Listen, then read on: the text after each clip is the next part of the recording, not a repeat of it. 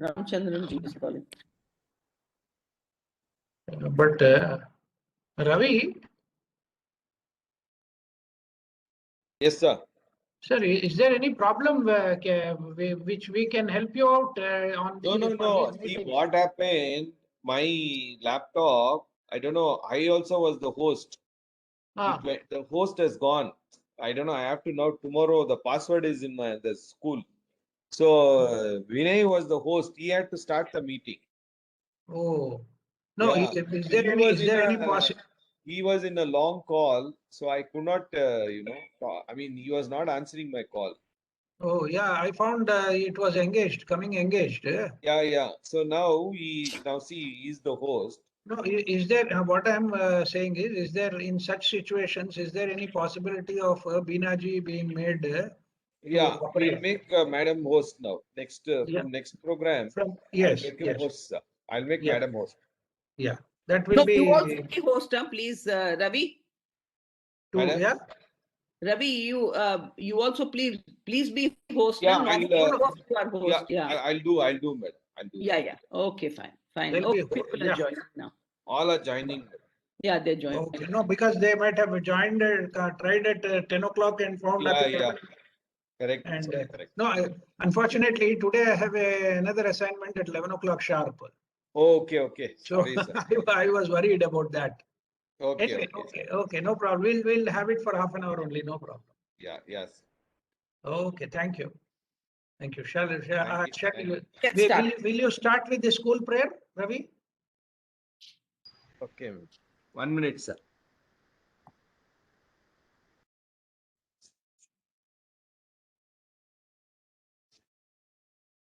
I can do it.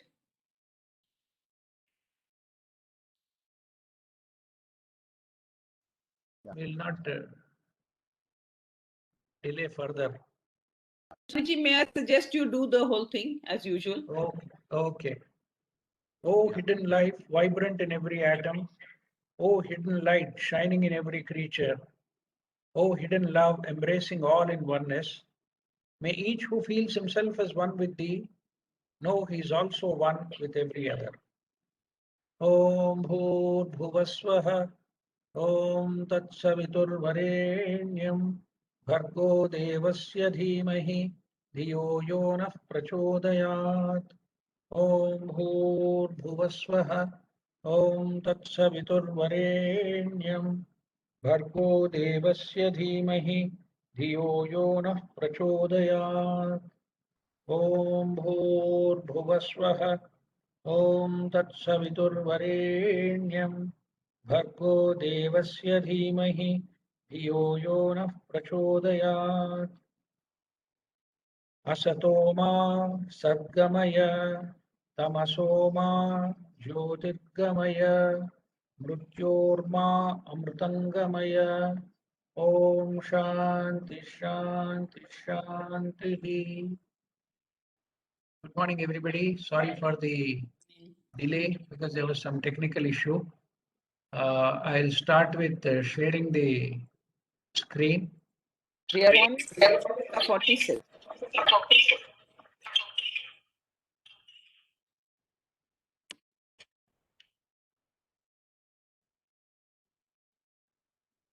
Are you able to see the screen?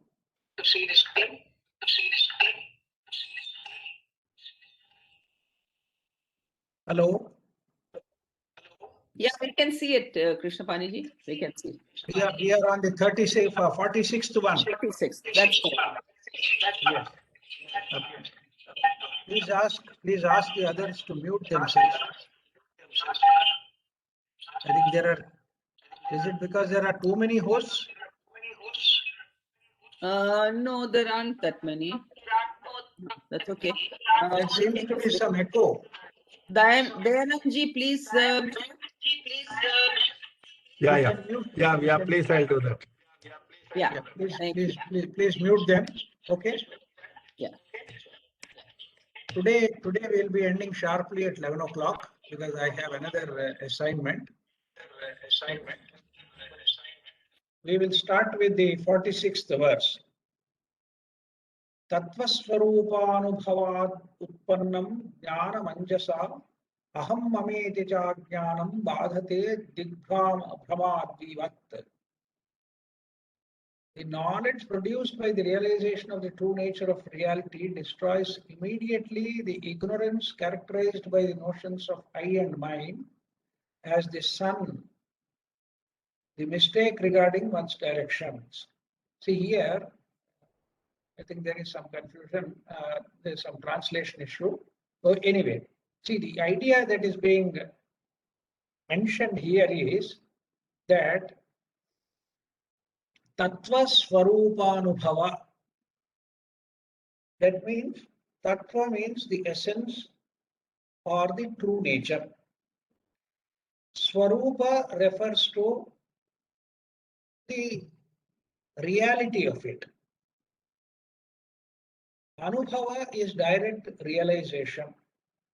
Anubhava actually means experience, but it's more than an experience here because experience has two problems. The word experience, if we use that, it has two problems. One is that experience is normally associated with the senses and the mind. So this particular realization of the true nature of reality is not an ordinary experience.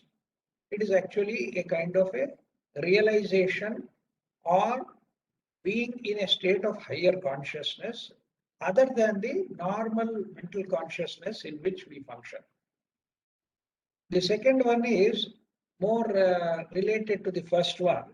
When there are the senses and the mind are active, then only you will have experience. So they were using the word experience. Krishnaji would always say, when there is an experience, there is an experiencer. So experience and experiencer actually go together. Here in this particular case, he is trying to emphasize that there is the notion of I and mine are immediately destroyed. The word anjasa means immediately. So the tattva swarupanubhavad utpannam jnanam, the jnana or the realization, here it is translated as knowledge, but unfortunately, as I mentioned earlier also, I am not very happy with the term knowledge for jnana. Jnana here means the realization of or the what one would say as the awareness of the true nature of reality. So a more appropriate word in this particular context for jnana would be awareness or being awakened to that. Then what happens? Aham mameti cha jnanam badhate digbhamadivat. See, the notion of I and mine is on account of ignorance. Digbhrama means being in a state of illusion and directionless.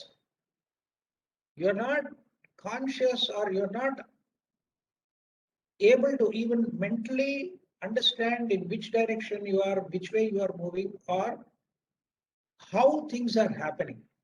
So that's the term for, that's the meaning of the word digbhrama. Dig means direction. Brahma means a kind of a mistaken notion. Okay? So the notion of I and mine, which are on account of ignorance, are destroyed, just as one who is awakened, for him, the question of being in a state of illusion or being lost will not happen. So for one who is stuck with I and mine, is bound to be in a state of ignorance and become directionless. That means he is always under great illusion and confusion and conflict. So that is instantaneously destroyed by the awareness which comes or which arises on account of the realization of the true nature of reality. That's the idea being presented here. So, as long as we are stuck in this I and mine, this problem of being in a state of illusion will continue, and ajnana or ignorance will be predominant in such a situation. Now, normally a question would arise whether this sense of I and mine is destroyed on account of realization, or whether realization will come on account of the destruction of the I and mine. See, normally we are bound to think in terms of a spatio-temporal framework only. Normally, one would logically say that unless this I and mine, the sense of I and mine are destroyed or otherwise dropped, then only you will be in a state of awareness through which we will be able to realize the true nature of reality. So it appears to be sequential, that the I and mine, the notion of I and mine should be dropped first, and then you go to that. But the point here to be emphasized is, nobody is going anywhere.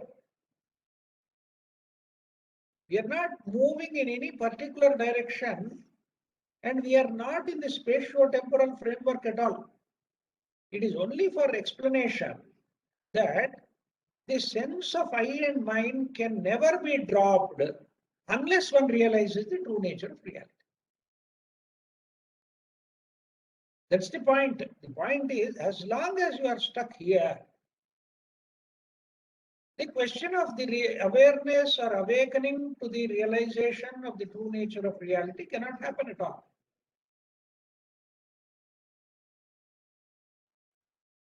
Because the framework in which these two operate are totally different, and the lower one is in no way connected to the higher one.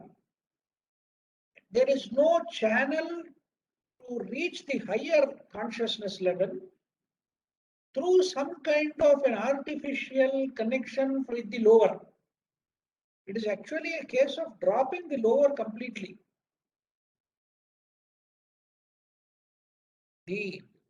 Unfortunately, because we use language, there is this necessity to talk about, sadhana, dropping these things and opening up a channel and opening up of, a link and all that. But actually it is not so. Actually it is not so. There is another dimension to it also we should realize, that generally those who are considered to be persons who have actually realized the true nature of reality also function at the mental level. When they are functioning at the mental level, they would still identify themselves with I and me and mine. But that identification is not the same as an ordinary person does.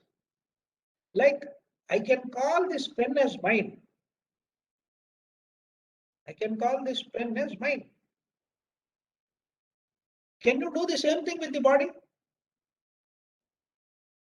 Can you have the same kind of association with which as you have with that with a pen or an external object?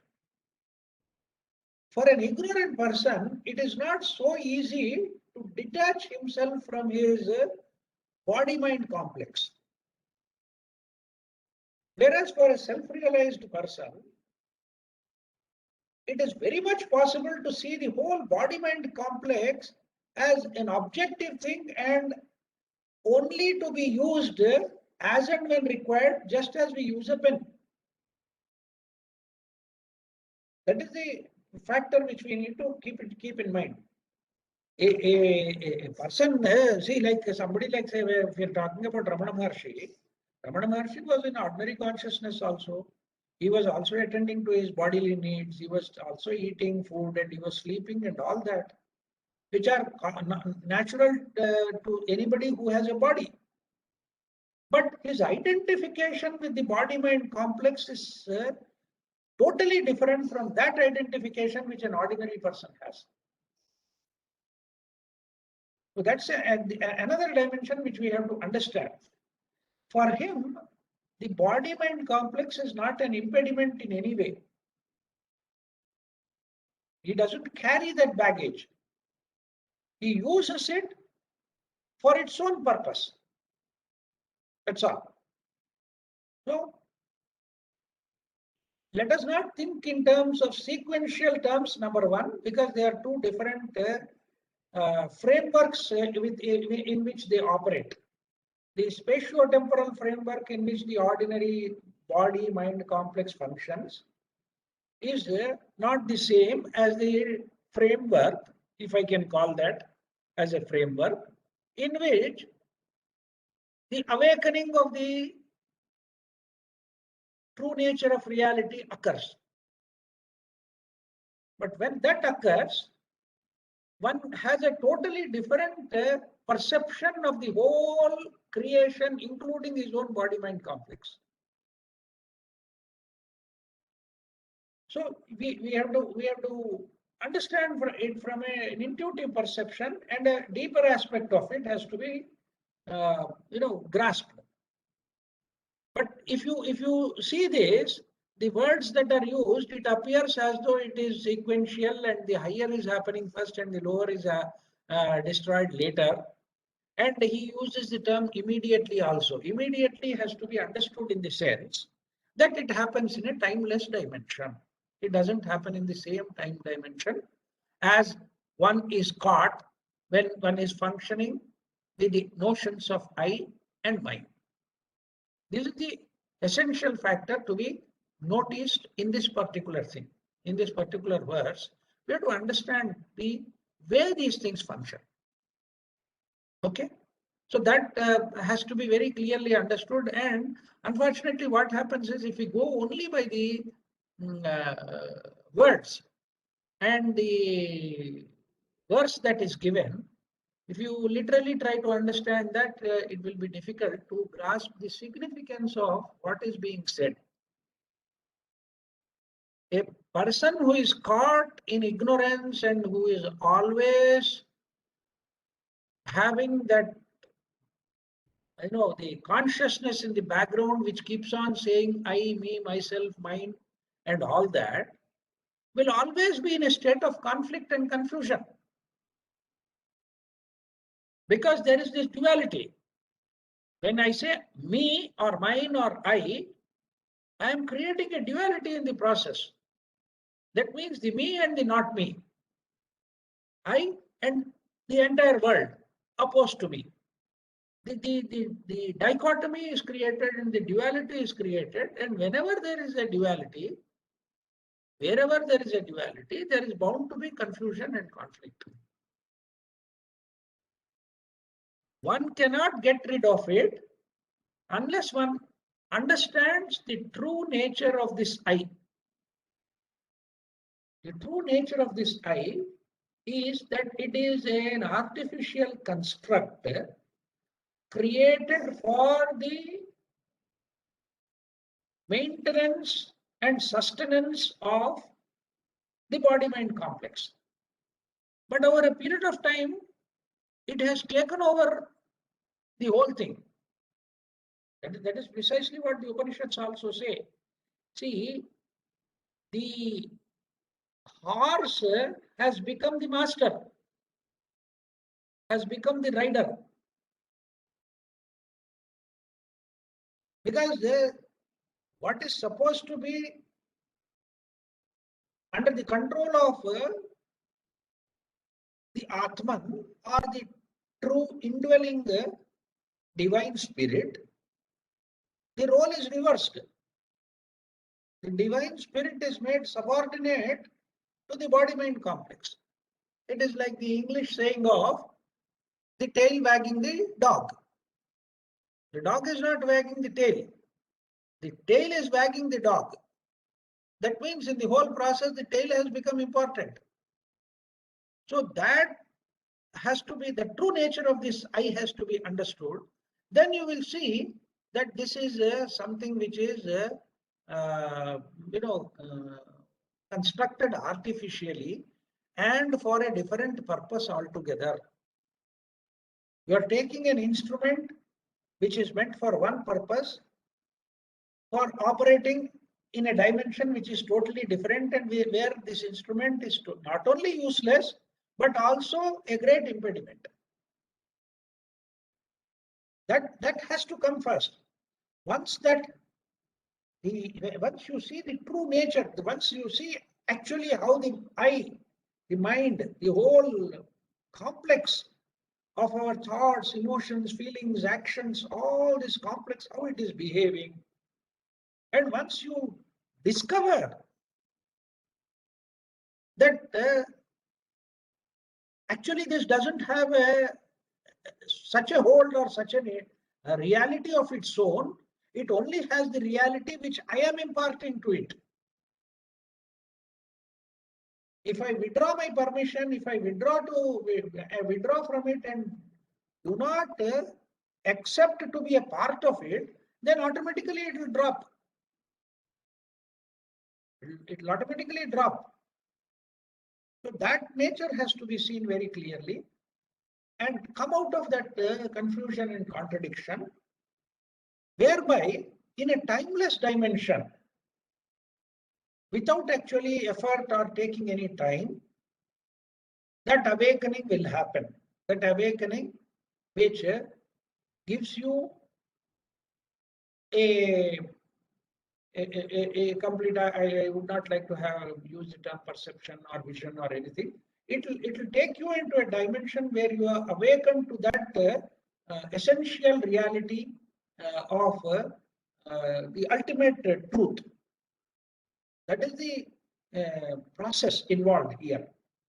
It is for us to see very, very carefully the nature of this I.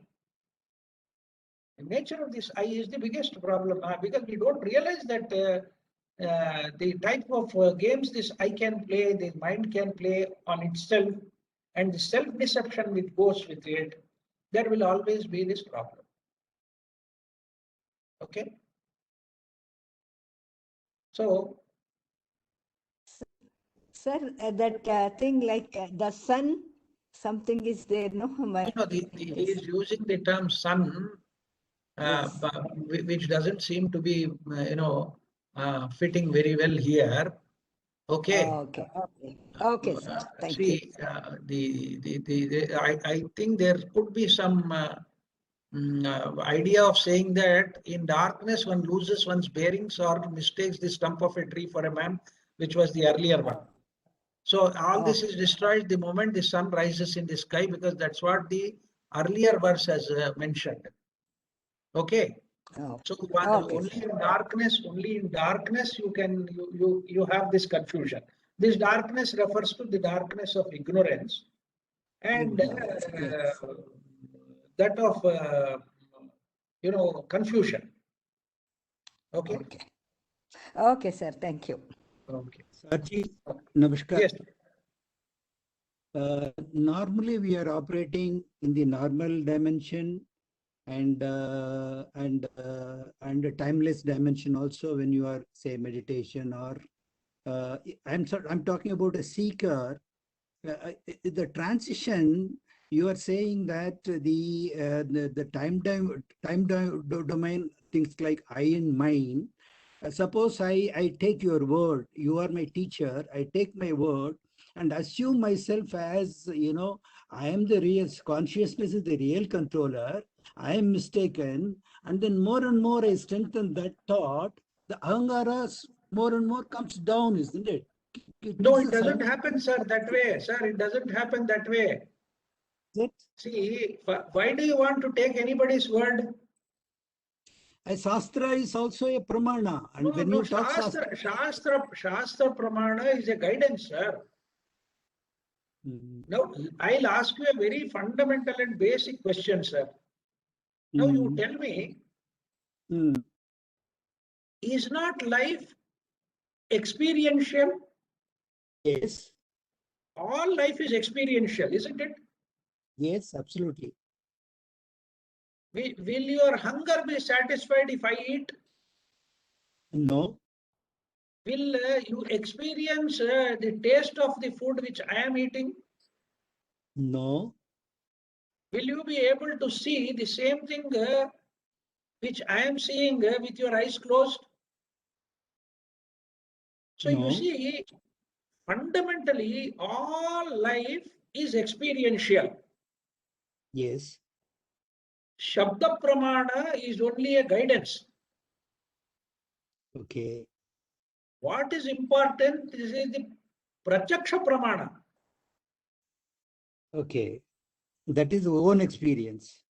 Yes, self-experience, even in ordinary life.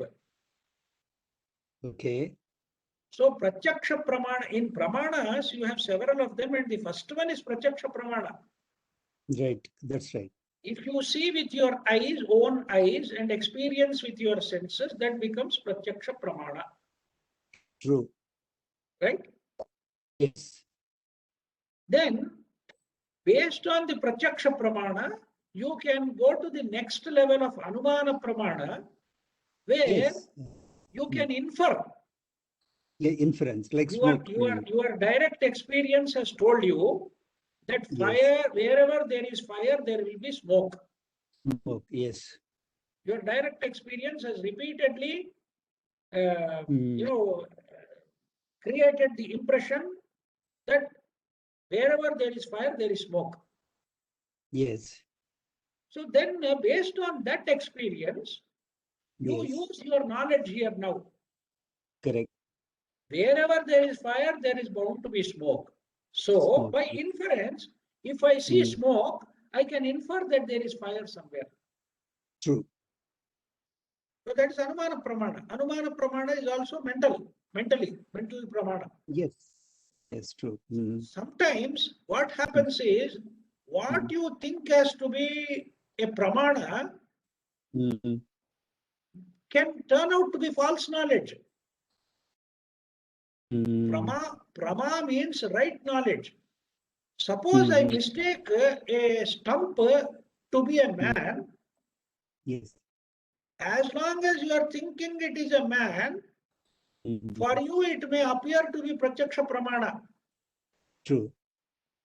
But the moment you go near to that point where you are thinking that the man is there, and upon reaching that, you discover that it Suppose. is not a man but a stump or the trunk of a tree, Mm, then your pramana has become viparyaya. Then your pramana, the so-called knowledge or true knowledge, has become false knowledge now. yes. So even in the case of ordinary knowledge, you need to have a direct and personal experience, and nobody else can really teach you or tell you what to do, what not to do. They Okay, can sir. give you broad guidelines Okay. so that you don't unnecessarily waste time. Agree, sir. See, Agree. your sadhana chatushtaya is a broad guideline. Yes. But you cannot foolishly hold on to the word of somebody, whoever it may be, however high or however mighty, however big he may be, whom you may call your own guru and all that. It has no relevance. Coming back to what Krishnaji always used to say, that the guru is a pointer. Yes. Even Don't worship the Shastras also. pointer, and don't take the pointer also too seriously. Yes, yes, you said it. See, the moment you put somebody on a pedestal, the truth is lost. Yesterday, I was reading a joke which Krishnaji used to narrate. See, in earlier days, for 50, 60 years back, when you were in 1940s, 50s and all in India, there was a big movement of permitting Dalits and others who are not permitted into temples, that they should be permitted and all that. When Krishnaji was asked this question, he simply said, it doesn't matter who is permitted or who is not permitted, because God is not there at all inside the temple. That is one joke. The second joke is much more interesting. The second joke, joke was- lot of truth there. Yes, you listen to the second joke. The second joke was, it seems some poor man was sitting on the temple steps and weeping loudly, saying that they are not allowing me into the temple, and not allowing me into the temple. He was going on weeping and howling and crying. Then God came along. He comes along and holds and meets that person and says, "Why are you weeping? Why are you crying?" Then that man says, "I am not being allowed into the temple." Then very interestingly, God says to that man, "I am also not allowed. Me neither is allowed into the temple. I am also not allowed into the temple, sir." So the point is, don't put anything or anybody on any pedestal. The relevance of a guru is minimal. We have made it maximum because we don't want to make an effort. We want to do piggybacking. We want to jump onto somebody's shoulders, sit on somebody's shoulders and pull his hair also and drive him to take us somewhere. And obviously he'll take us somewhere and put us, he'll also fall into a ditch and he'll make us also fall into the same ditch. But you removed your hair. No, how will I hold it? Yes, sir. You removed your hair. How will I hold it? Fortunately, I removed it so that nobody can pull it now.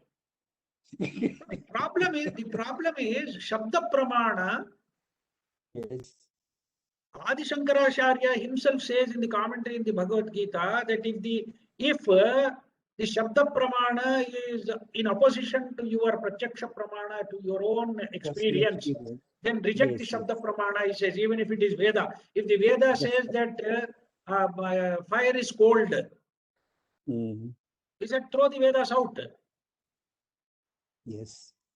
If the Veda says the water is hot or water does not wet, and fire is not hot, he said, you discard the Veda, discard the Shabda Pramana, because that's not important. What is important is your direct and personal experience. Yes. You understand the point? Only one That is point, what- sir. Only Yes, one sir. point. As you said, see, I thought is a continuous process for all the humans. And dropping that I, we are saying I and mind to be dropped. But dropping No, sir, again, don't get caught in the words. This dropping using the term dropping is only for convenience. The I and me will never be dropped just like that unless you understand the true nature of it. You can't really drop it unless you understand the type of tricks this I is playing. Don't try to forcibly drop the I. No, but if it is in the driver's seat, I have to drop him, no? No. You find out how he got into the driver's seat in the first place. Oh, yes. Who allowed him to sit in the driver's seat? Must be me only. So find out. Find out that. See, without understanding it, if you try to drop it, it will become much more stronger. Yes. If you are doing anything forcibly, it will become stronger. It will resist more. And the direct, I am telling you, the direct impact of this can be seen that the most egoistic persons on the surface of this earth are all these Swamijis and Gurus. True. You just rub them on the wrong side for a second, for 1 minute, They'll get They will be angry. totally disturbed and they will take you to task and they will be so vengeful. I have personal Their experience. reaction would be worse than an ordinary man. Yes, I have personal experience. That is the normal experience for irrespective of religion, Yes. irrespective of culture. Because I have created that image in myself that I know and you don't know. That is ahankar. That means he himself is come out of the ahankar. He cannot, because he has strengthened it over a long period of time and it is his profession, sir. Suppose somebody suddenly removes somebody from job, will he not suffer a lot? Yes, yes. So same thing happens. You are questioning his profession. You are trying to demean him. You are trying to bring him down. First of all, who has given importance to all these people? We have given importance because we are empty inside. Ignorant We don't people. get the ignorance inside. We don't see the ignorance in us properly. So samyak vijnanavan, that is what he says in the 47th verse. Samyak vijnanavan yogi swatmanyevakhilam jagat. Ekam cha sarvatmanamikshate jnanachakshusha. The yogi endowed with complete enlightenment. Samyak vijnanam. Samyak means the proper vijnana. Yeah. Vijnana, according to Adi Shankara again, is experiential knowledge. It is not ordinary knowledge. Ordinary knowledge, he calls it as jnana. Jnana is what you obtain from the scriptures and the guru. Yes. The teacher. Guru here means the teacher who has taught you the scriptures. That's all. But Vijnana, according to Adi Shankara, is that experiential knowledge. Yes. What does he see? He sees Swatmanye Vakhilam Jagat. He sees the whole universe as his own self. Yes. And regards everything as the self and nothing else, because he is able to see through the Jnana Chakshu, through the eyes of awakening, awakened eyes. The third eye of Shiva. Yes, yesterday we were talking about Shiva, the third eye. Yes. The awakening. We cannot see through the ordinary eyes. It has to be through the eyes of Jnana, eyes of awakening. See, the subtlety has to be understood, sir. I am trying to tell you very honestly and repeatedly. For me, it was in a way very fortunate that I was introduced to Jiddu Krishnamurti at a very young age. When I was 17 or 18. Very fortunate. Why I am saying that is, he made things very clear. Certain things he made it very clear. That clarity has helped me to study the scriptures and also understand them in the right perspective. Right perspective. And in fact, there is no difference between what the Upanishads say and what Krishnaji says. Absolutely. I felt it many times. It's the same. So what has happened now? We have always, you see the traditional interpretations. The traditional interpretations are always distorted. So the problem has to be understood very carefully. So when people try to say that you are like this, you are like that, I know in my own heart of hearts what I am. I will not go by the opinion of Ramchandranji or Janakiramji or somebody about me, because that is worthless. I should know who I am in the first place. If I want to delude myself, and I say, Sir, Ramchandranji said I am very great, and therefore I might be great. That's a foolish notion, no? Yes. So you have to get out of that. So it's only the direct personal experiences. Swatma, you see what Dikkala Janavachinananta Chinmatramurtaye Swanubhutyekamanaya. The only means of knowing him is Swanubhava. One's own direct experience. At the smallest level and at the highest level. At each level, you hold on to the truth which you see. Yes. You hold on to the truth to the extent you know it. Then a higher level of truth will be revealed to you. A greater truth will be revealed to you. That is the reason why we need to be very honest and truthful in our daily life. Because if we are not that, we are creating our own barriers for the revelation of the next level of truth. Obviously. So where is the question of knowing the ultimate truth? When in ordinary life I keep on lying, telling lies and misleading people or getting caught in illusions. That is where the whole problem comes. So it has to be the right kind of direct and personal experience. Pratyaksha means that direct and immediate experience. Such a person only can be called as Vijnanavan.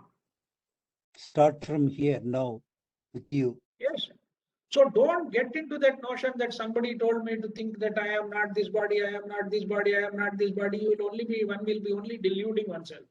I am not this mind, I am not this mind. How can you say that you are not the mind and the body, which is so intimately connected with you?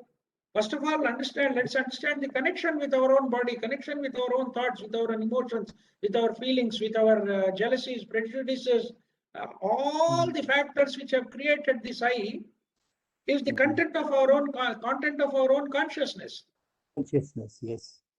Okay, sir? Thank you very much, sir. Sorry taking so much time.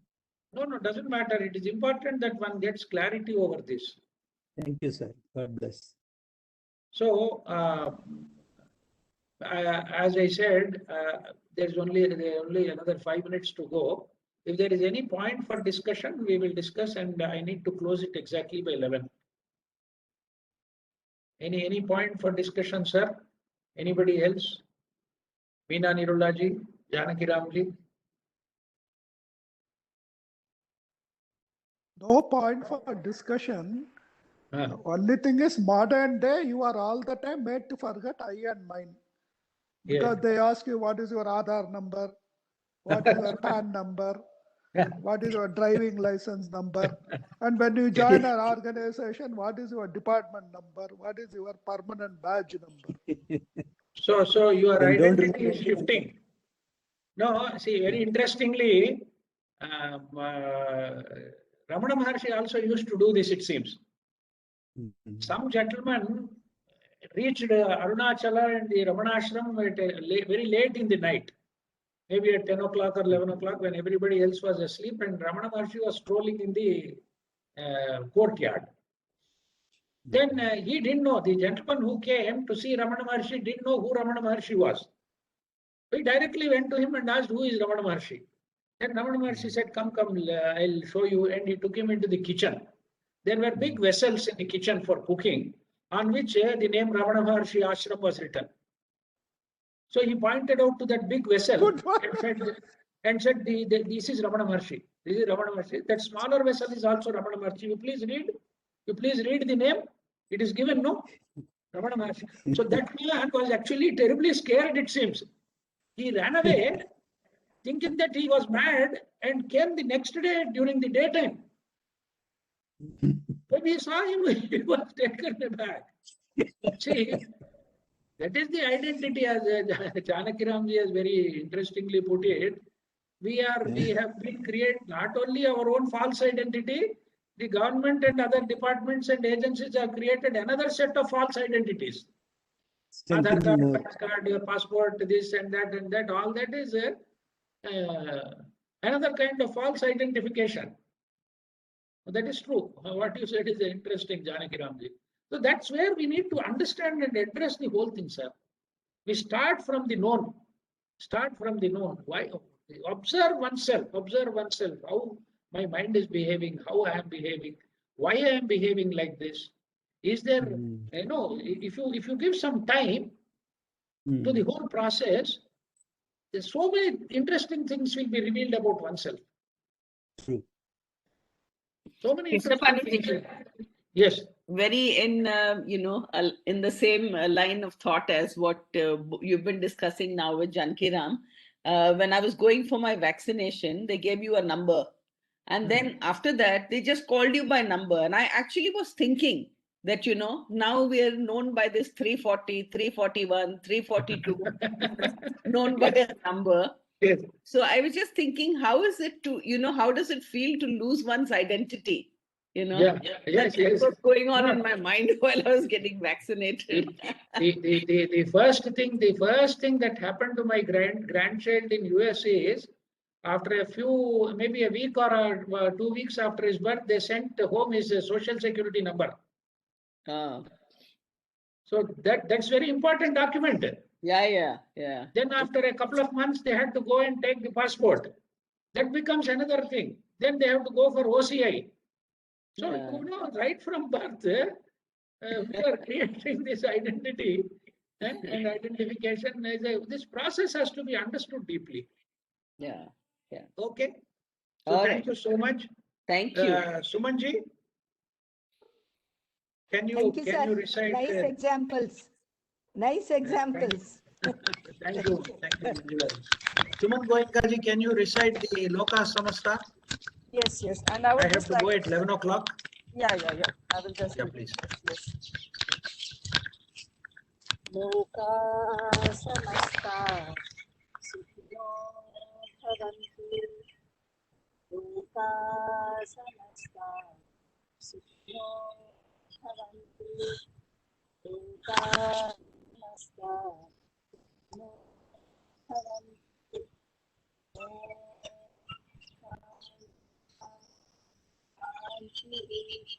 Hari Om, Hari Om, Krishna.